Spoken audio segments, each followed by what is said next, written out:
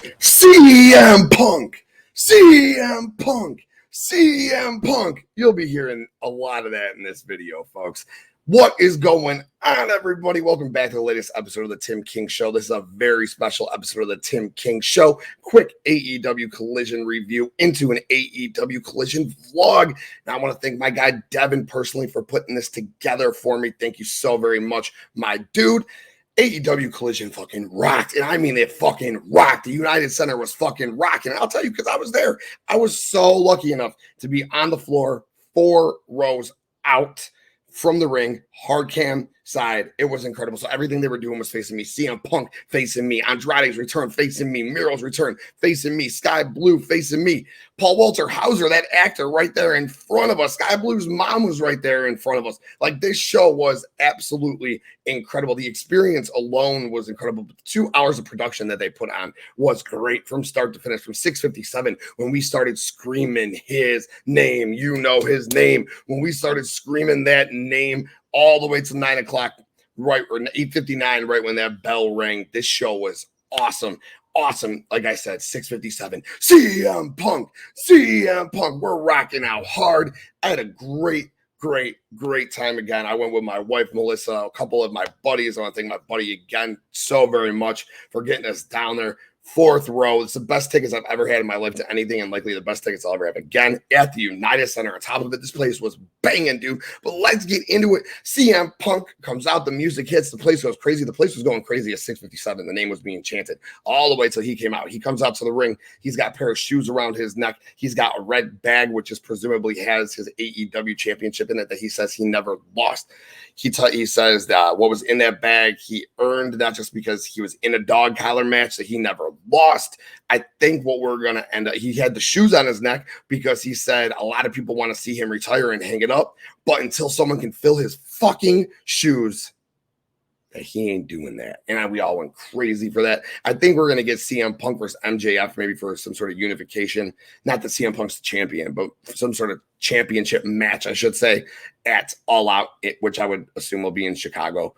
So I look very much forward to seeing where this summer of Punk takes us, and I think it's going to lead us to MJF, and I can't wait to see where that goes. So that was dope as fuck. CM Punk, the place was going crazy. Great way to start the show. We get into the TNT Championship match. War Daddy, Luchasaurus, 2 fucking monsters right in front of us. Awesome match. It was great to see Wardlow hit a swanton right in front of our faces. Like, he was right in that corner. God, he's a beefy boy. That was so dope to see. Crazy ending, though. The hot potato of the TNT Championship continues once again as Luchasaurus defeats Wardlow, becomes the new TNT champion.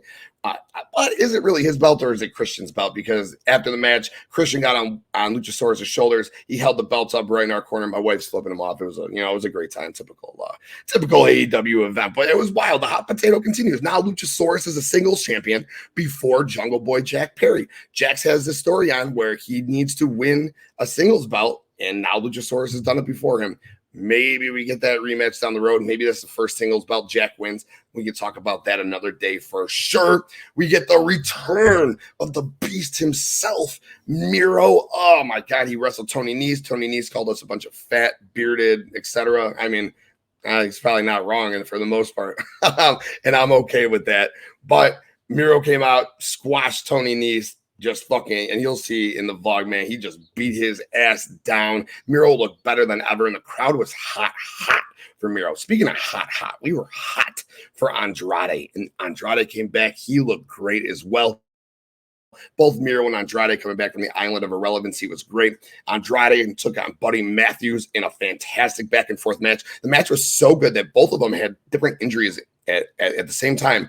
Buddy was selling the leg, Andrade was selling the shoulder, and we didn't know if one of them were actually hurt, if both of them were actually hurt. They had the docs in each corner. Doc Sampson was in one. They had another doctor in another. It was wild. So, I mean, the guys put on just a fucking sensational match. Like, it was chef's kiss as far as what they did inside of that ring and the storytelling that they told. Just 2 professionals. And when you give Poppy time to work, Poppy will show what he can do. He beat Buddy with the figure 8, which was a call out to his wife, Charlotte Flair, which was awesome. He did say it was hard as hell to execute. So that was kind of funny to see in their little Twitter exchange afterwards.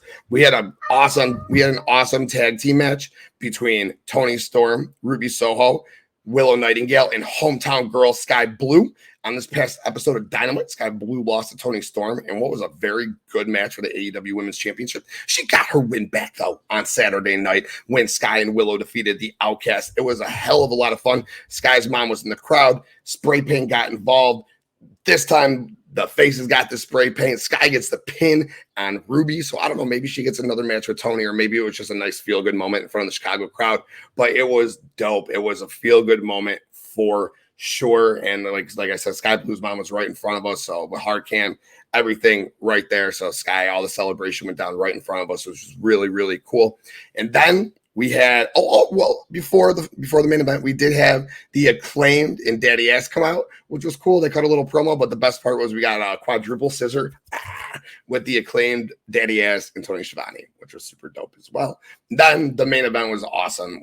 I got to see CMPunk wrestle right in front of my face. But not only that, but Samoa Joe, BulletClub Black and Gold with Jay White and Juice Robinson. But most importantly, Cash Wheeler and Dax Hardwood. Dax is special to watch live. He is fucking special. That man loves professional wrestling. That man is passionate about professional wrestling. Everything he does has such conviction. And you see it on TV, but seeing it live in person meant even more. It was incredible just the way he moves, his demeanor, his aggression. Oh, man, that dude is a wrestler. Like, if you could build a wrestler, it would probably be Dax. I mean, obviously, he's a little short. You might want him a little bit taller if, the Vinnie Mac's building this or whatever.